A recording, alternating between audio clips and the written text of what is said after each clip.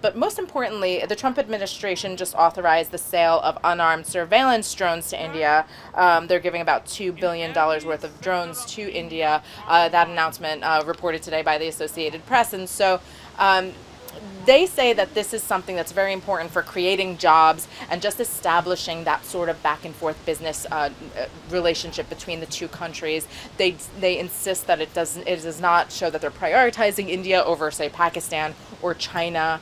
Now, a drone sale to India could make its neighbors like China and Pakistan very, very nervous. Well, it's very significant. Obviously, India with its enormous population and the U.S. obviously being a global superpower, the two leaders had to have met. In fact, a lot of people were criticizing President Trump for not meeting Narendra Modi earlier in his presidency. The White House defended it, of course, said that the two leaders have spoken twice and that the president values the relationship between the U.S. and India. A number of activities are planned between President Trump and Prime Minister Modi. The two will first have a one-on-one meeting, and then they'll move on to bilateral meetings with their delegates, their teams of advisors.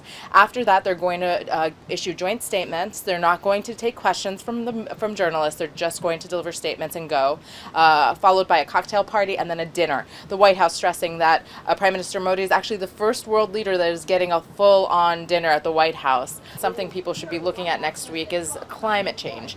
Now, of course, the United States pulled out of the Paris Agreement earlier this month.